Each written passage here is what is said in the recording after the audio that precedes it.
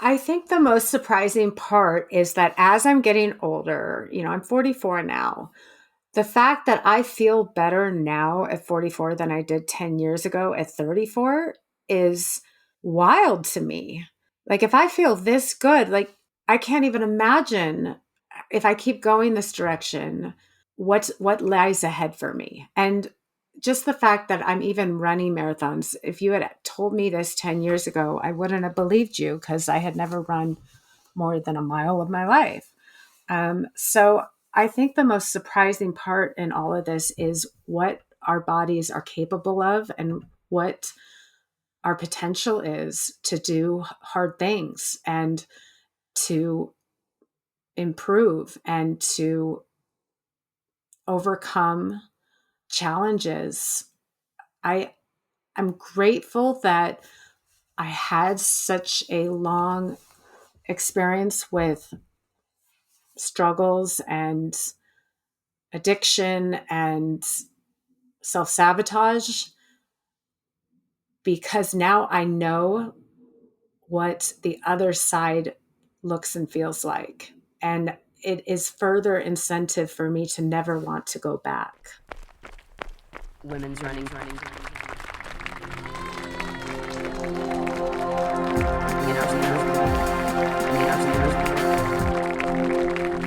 Women's running stories.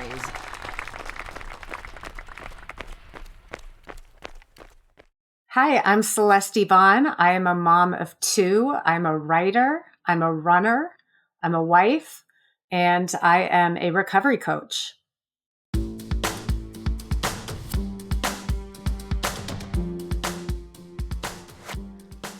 Yes, in this episode, we are going to hear Celeste Yvonne's running story, which is integral to both her parenting journey and her sobriety journey. But before we hear more from Celeste, welcome to Women's Running Stories. I am Cherie Louise Turner. I am your host and producer. And in every episode, one woman shares her running journey. And I want to let you know that this podcast is part of the Evergreen network of podcasts. And there's another podcast in the network that I know you will really enjoy, and that is Hear Her Sports. It is hosted and produced by my friend Elizabeth Emery. And every episode, Elizabeth brings you a woman athlete or a woman who is in the sports world, and she gets into it. Elizabeth is a fantastic interviewer, and I always find her conversations really engaging and interesting, and I always find useful takeaways. I particularly liked a recent episode where she featured Dr. Kate Ackerman. Dr. Kate Ackerman is a researcher and physician who is doing fascinating, groundbreaking work focused on women athletes. And Elizabeth really helps break down the many, many things that Dr. Ackerman does and provide clear insight into this really important and really interesting work. Elizabeth puts out episodes every other Thursday, and of course, you will find links to how to keep up with Hear Her Sports in the show notes. Give it a listen and let me know what you think. Now on to this episode featuring Celeste Yvonne. Celeste is best known for her writing and work around parenting and sobriety. Her first book, published on the topic, called It's Not About the Wine, The Loaded Truth Behind Mommy Wine Culture, comes out this month, and it is a powerful and insightful read. I do recommend it. But for this episode, as we do here, Celeste is going to focus on her running story and the part that it's played in her larger journey of life. So let's get to it. Here is Celeste Yvonne. I had this perception of what a runner looked like because I had seen running magazines. I'd seen the Olympics. And to me, I had these preconceived notions of who a runner is and what a runner does and what a runner looks like. And in so many ways, I think that hindered me because I had this belief system that I just was not born that way. And growing up in high school, we had to run at the gym, whatnot, and I always hated it. I felt like I was clunky. It felt like the time took forever. Doing the 1 mile run in gym felt like torture. So I took that mindset and I clung to that throughout my teenage years and early adulthood. And so when I reached my mid 30s and became a mom, it really was a mental reset for me to say, I should try this. But Celeste's reasons for trying running were not just for her. My firstborn son, who's 9 now, but when he was first born, he was a very colicky baby. He screamed. He was very uncomfortable. He had a lot of acid reflux. As a new mom and somebody with very little experience with babies, he was challenging and he challenged me to my core. I also, in that first year of motherhood, struggled with some postpartum depression and anxiety. I think in part because of my hormones, but also because of this huge transition in my life, as well as how hard it was to get my new baby to relax or fall asleep.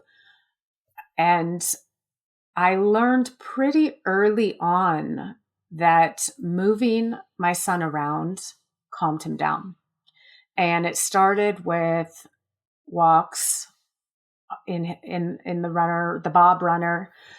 And when he was old enough, which I think was 6 months, I can't remember for sure what the doctor said, but I think when he was 6 months, I got permission to start jogging with him. And I had never run before. I never considered myself a runner. I didn't feel like I had a runner's body or a runner's mindset, but I was desperate. I was looking for something to get me out of the house, to get me out of the four walls that felt like they were closing in on me in early motherhood, and to also help soothe my baby. And I found that when I started jogging, my son calmed down. And seeing him physically calm down, I could just feel my shoulder tension release. And I think just this light bulb moment of hope and excitement that maybe I found the thing that's going to work for him.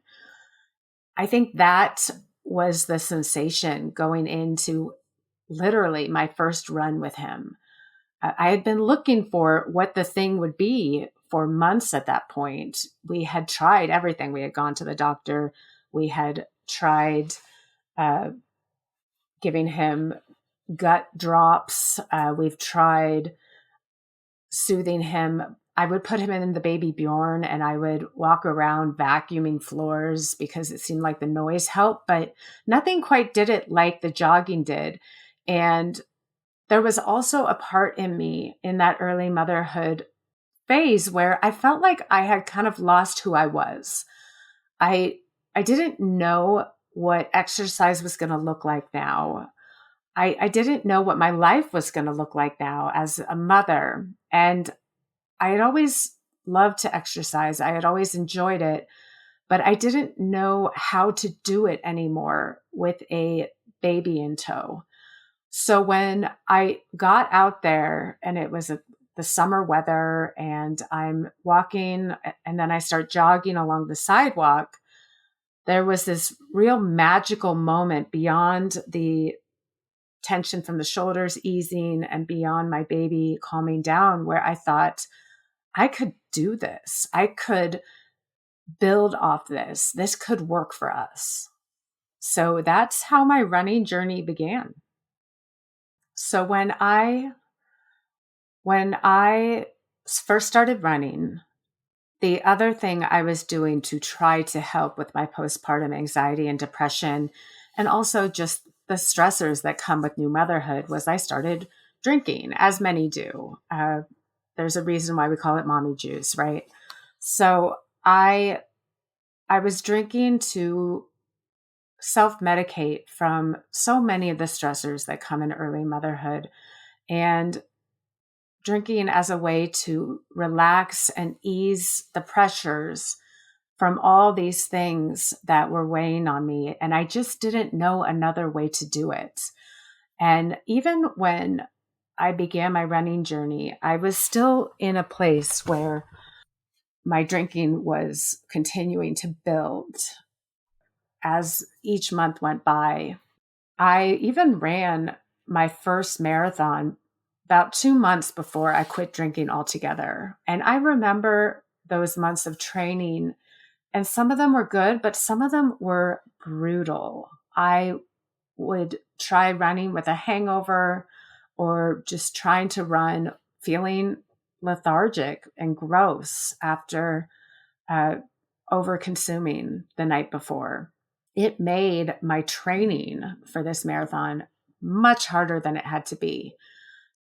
So when I quit drinking and started my sober journey, my running continued. Thank goodness. That's not something that I quit along with the alcohol. I kind of doubled down on my running. It was an opportunity for me to be a little more serious about it. And since I quit, I have since run 3 more marathons, and I'm currently training for my 4th marathon sober. I am running in Washington, D.C., the Marine Corps Marathon at the end of October this year. I want to back up a little bit because I think there is a challenging correlation between running and drinking. Unfortunately, it's pretty easy to correlate the two. And in my early running story, it was easy for me to run hard, drink hard. And I kind of used one to justify the other in some ways. In fact, both ways. I ran hard to justify heavy drinking, and I drank hard and justified it by running. And you go to these races, and even my marathons, at the very end, you often get handed either a coupon for a beer or a can of alcohol. And it feels like a reward for hard work. And I loved that until I didn't. I loved having a drink after a long run. I loved the feeling of consuming a beer after I just worked really hard. My problem, of course, is that I never wanted just one. And I think it can be a challenge for athletes, not even to say that I am an athlete in a competitive sense, because I'm very much a low key, slow runner. But I liked to justify heavy drinking with how hard I was working on my running. And I think in some ways I trained for a marathon that last year before I quit drinking as an excuse to say, see, look at me. I still have my life together. I just ran a marathon. Clearly, I don't have a drinking problem. Clearly, I have my life together. When I could feel the foundation shaking from under me. I mean, there's a very literal sense to what I just said about the ground shaking from beneath me, because anybody who's run hungover knows that that can feel pretty jarring. And it's a very uncomfortable run. Some people would say they're sweating it out, and I'm sure that's what I would say. But trying to do long distances with a hangover is pretty awful. And it's certainly not an enjoyable run. For me, I think in some sense, I would take that sensation and feel like it was punishment for a heavy night before, or that I deserved it because I was such I was in such a crummy place mentally and emotionally. I felt like I was self-sabotaging myself in so many different ways. Running was my way to get back on track, even through the pain and the struggle. But I think in the end of my drinking story, running did not feel good. And how could it? But I continued to do it because I thought it was my way of recalibrating, of getting myself back to equilibrium after heavy drinking. Hi, I'm Christina Yerling Biro, host of the podcast Pop Culture Confidential. Join me as I go way behind the scenes with some of the most influential people in entertainment and media. Hear actors such as Succession's Brian Cox talk about his favorite characters to play. There always has to be a mystery. The audience have to be in a situation where they want to know what's going on. Meet studio execs like Pixar chief Pete Docter and learn his secret on how he makes us cry. Emotion is our first language. And so many others who are defining popular culture, from Obama speechwriter David Litt to Top Chef host Padma Lakshmi. We don't often think about food politically, or we don't want to, but it really is. Join me. Search for Pop Culture Confidential wherever you get your podcasts.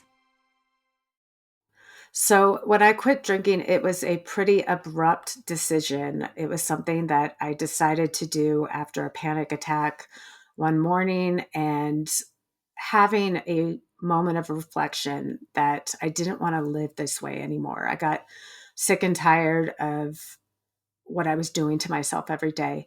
So I quit cold turkey, not really sure how I was going to do this, what this was going to look like moving forward. I did not join a recovery group or program. I just decided to wing it. And in those early months of my recovery, I was white knuckling my sobriety in every sense. But I was also seeking to find something to do with this newfound time I had just acquired. And running was a real gift for that. Running gave me an opportunity to move my body, to get out of the house, to relax, but also to push myself. It's such a beautiful means of exercise in that it's intense and it's freeing at the same time. And I got that gift in my running journey right off the bat when I quit drinking. I applied for the Chicago Marathon, just thinking I'll give it a shot and see what happens. And I got in and I went all in.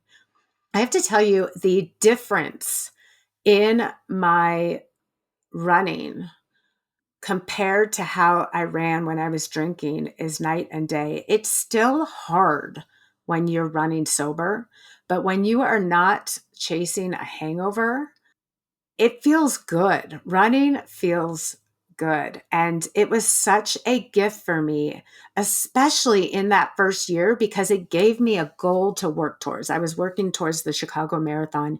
It gave me a excuse to get out of the house. It gave me a reason to be healthy, and it kept my mind engaged. So running was a big part of my recovery journey, and I credit it for really helping me stay sober that first year.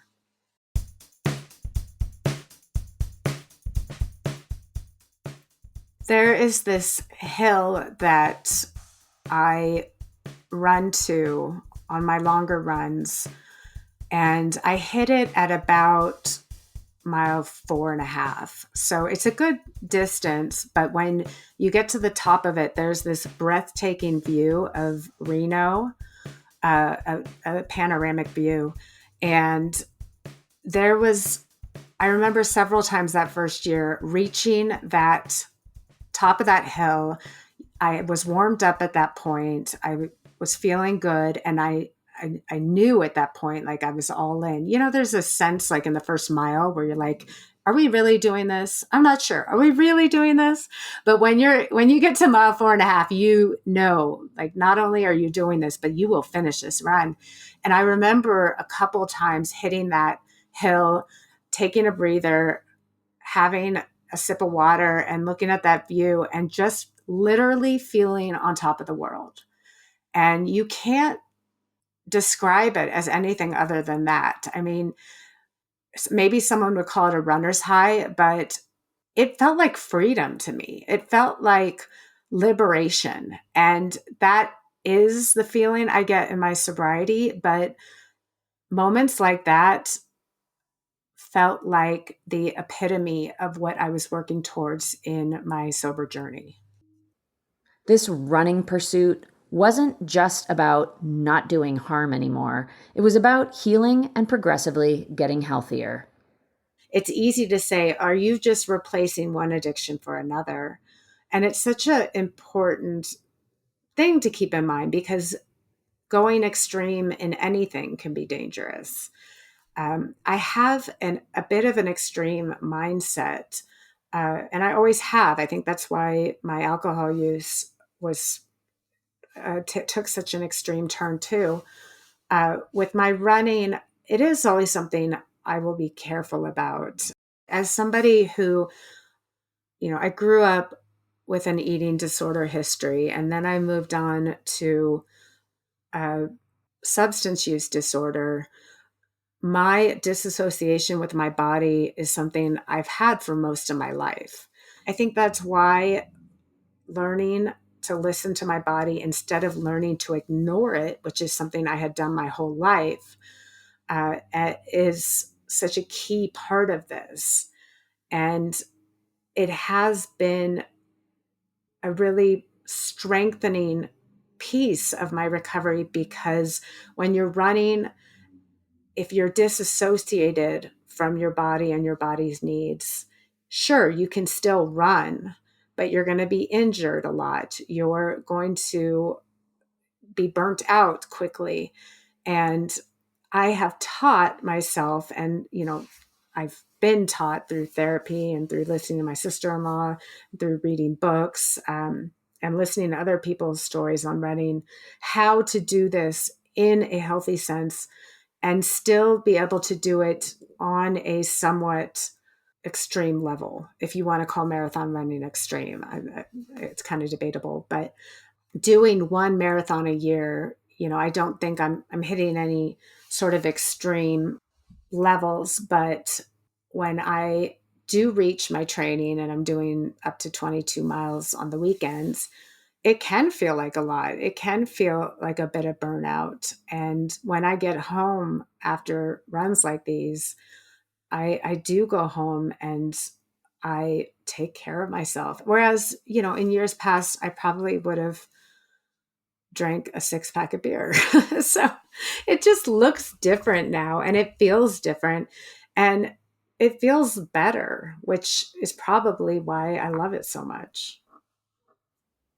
Of course, the healing journey that Celeste was on took time. I think the first couple years of my running, learning how to listen to my body and how to fuel my body for those longer runs, that took a lot of work because there was a lot of preconceived notions in my head about what I should or should not need at any given time. And that was definitely training in its own sense, training my body to accept fuel, training my body to accept water, and learning to slow down and take breaks when maybe the competitor in me didn't want to or wasn't ready to. A big part of my running journey was with my sister-in-law, who is also a runner, and she encouraged me every step of the way. And she's the person who really taught me to take breaks, to drink lots of water, to fuel during these longer runs and when to fuel. And I'm so glad I learned that because I think it's hard in the beginning when you're just going off your gut and most of your life you never trusted your gut. It can be a challenge to accept what you're hearing as the truth. And running gives me that connection back to being present, to listening to my body, to acknowledging what my body needs. So when I first started training with my sister-in-law, she would have us stop every mile or two and take sips of water. And I remember thinking and even saying, no, I want to train my body not to need water during these runs because I'm not always going to have water accessible. And she said to me, why not? And it was such a funny question because, I mean, clearly there's no excuse not to have water on you if you need it. Like there's so many ways to access it. You could run holding the bottle, you could have water on your belt, or you could have it on a camel bag. But I was thinking so narrow-mindedly in my early running journey that it didn't even occur to me that there were different options, and that the key was to making it always available. And it was kind of flipping my mindset around what's most important. Most important was fueling my body over convenience. And putting that first, putting my body first was such a unique concept to me for most of my life, but it was such a beautiful philosophy because it really did empower me. And it's still something that even now on my short runs, I always have water available because why wouldn't I? My body is going to tell me when it needs water and I'm going to listen to it. And I appreciate that now. But in the beginning, it was when she first said that to me, it had truly never even occurred to me to just be prepared for what my body might need. Because that's what I've done my whole life. You know, you tough it out, you suck it up. I felt like I was such a badass if I could get through a run without any water. Oh, look at those people. They're slowing their runs down to drink water. Lame. And now, like, I'm the first person to the water line. I don't do this to win awards. You know, I do this because I love it. I love what running does for me. I love how it's part of my story. I love how it makes me feel. I love how it makes me feel like a more confident, stronger person. And nobody is going to take care of my body better than me. So I have the most important job in the world in that respect. For Celeste, the benefits of running do not end with health and healing. There is a figurative and literal sense of moving somewhere, of going on a path, of trailblazing. I mean, you could metaphor yourself to death on this, but it really it's a different sensation than a treadmill or a stationary bike. And to be able to get from point A to point B and say, I did that with my own 2 feet, there's no better feeling than that. I love driving with my kids, and we are tracking mileage for some reason.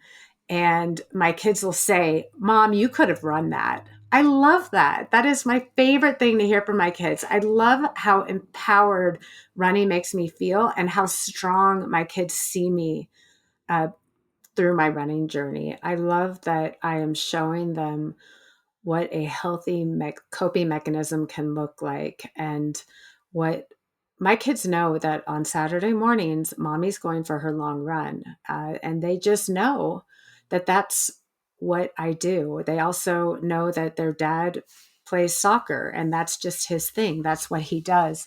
So they get to see it from both sides, that when someone becomes a parent, if they choose to, they don't lose other parts of them in the process, and that there's a way to live and have a fulfilling life that doesn't look like drinking every night, that doesn't look like self-medicating, and it can be healthy and it can be fulfilling and it can even be joyful. And that mommy's story is not completely isolated in motherhood, that as their mom, I have a life outside of them, and it's a good life and it's a fulfilling life.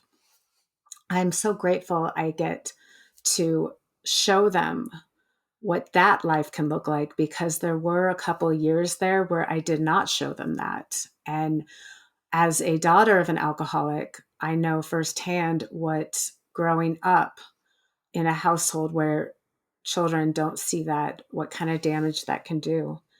So this is my running story, along with my motherhood story, I feel like are all such beautiful pieces that I get to share with my children along with my recovery story.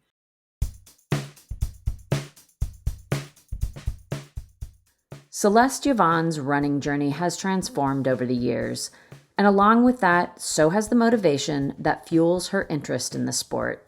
Or as we might say, her why for doing this has evolved. I would say when I signed up for that first marathon 2 months before I quit drinking, my why was justification. My why was to prove to everyone, but especially myself, that I was okay, that I was healthy, that I was going to be just fine. So I feel like my intentions were kind of backwards from what they could have been. And even when I first quit and I first signed up for Chicago Marathon and first ran it, my why was maybe less goal driven and more why not. It was like, well, what else am I going to do? And let's just see what happens. It was kind of this let's just see approach. Now, my my running and my goal setting, I do it a lot around my opportunity to train with my friends, my sister-in-law, and I train with other people, and it's an opportunity for us to connect, and we build off this goal together. We're going to run this marathon in DC together. But it's also driven by my goals towards taking care of myself and living a healthy life and showing my children what a healthy life looks like and having passion for things outside of the home. So my why around my sobriety and my running is ever evolving. And I think that's a good thing. And I imagine in a few years' time, that's going to change too. And I hope it does, because it means I'm still growing.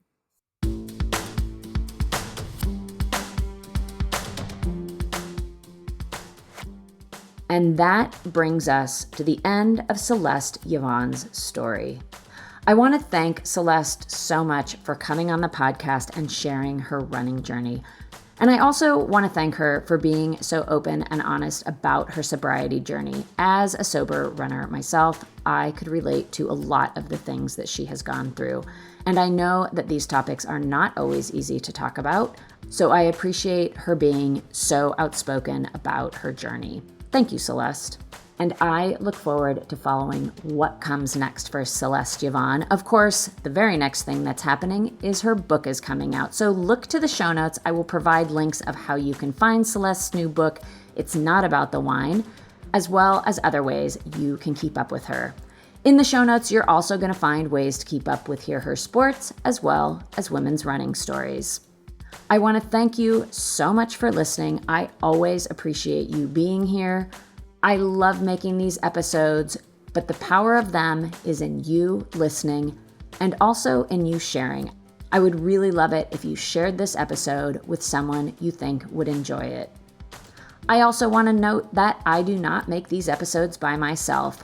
All of the original music you hear is made by Cormac O'Regan here in Cork, Ireland. And that is going to do it for me.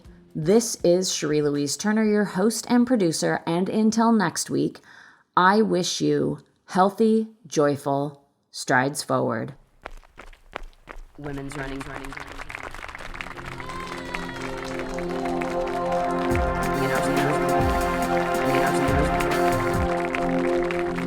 Women's running stories.